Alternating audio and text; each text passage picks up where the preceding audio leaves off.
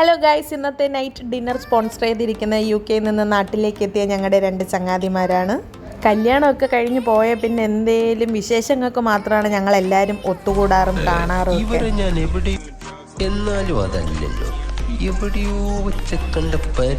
ട്രിവാൻഡ്രം ഈഞ്ചക്കലിലെ തക്വ ഹോട്ടലാണ് നമ്മൾ ബുക്ക് ചെയ്തത്. ഇതാണ് ഒരു മിനി പ്രൈവസി റൂം. ഇതാണ് ഞങ്ങൾ ബുക്ക് ചെയ്ത റൂം. നമ്മൾ 8 പേരുണ്ടായിരുന്നു. സോ 8 പേർക്ക് സുഖമായി ഇരുന്ന് കഴിക്കാൻ പറ്റിയ റൂമായിരുന്നു. പ്രൈസ് കുഴപ്പമില്ല, അഫോർഡബിൾ ആണ്. അങ്ങനെ ഞങ്ങൾ മെനു ഒക്കെ നോക്കി ഞങ്ങൾക്ക് ഇഷ്ടപ്പെട്ട ഫുഡൊക്കെ ഇങ്ങനെ നോക്കിയിരിക്കുകയാണ്. ഓരോരുത്തരായിട്ട് വന്നു തുടങ്ങുകയാണ് ഗൈസ്.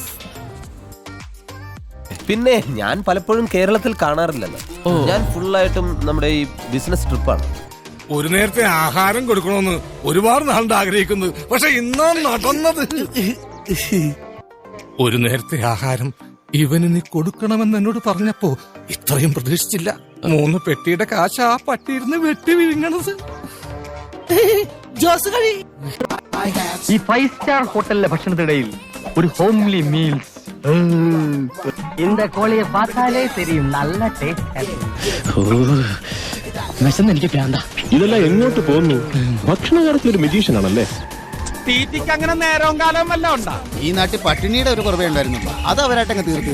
ഇങ്ങനെ ആക്രാന്തം കാട്ടാതെ മകളെ, മെല്ലത്തിന്റെ മകളെ. ഇവന്റെ വയറ്റില് കൊക്കോ പുഴുവല്ല, കൊക്കോ പാമ്പാന്നാ തോന്നുന്നു. നീയൊക്കെ കണ്ണൂരിച്ച് പഴയ പോലെ ഒന്നും കഴിക്കാൻ പറ്റാണ്ടായി. ചേട്ടാ 2 പ്ലേറ്റ് മട്ടൺ ഫ്രൈ.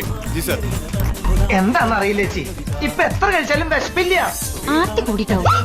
ഈ പ്രായത്തിലുള്ള പിള്ളേരൊക്കെ നന്നായിട്ട് ആഹാരം കഴിക്കണം. ശരിയാ, അങ്ങനെയാണെങ്കിൽ ഇതെല്ലാം കൂടെ പൊതിഞ്ഞിട്ടാ ഞങ്ങൾ വീട്ടിൽ കൊണ്ടു ചെന്നോളാം അല്ലേ. ജോലി ഉണ്ടാവുക എന്നുള്ളതല്ലേ പ്രധാനം. അതെന്തായാലും അങ്ങനെ നേരവും കാലവും വല്ല ഉണ്ടാ? ഈ നാട്ടിൽ പട്ടിണിയുടെ ഒരു കുറവേ ഉണ്ടായിരുന്നു. ബഹളമായിരുന്നു.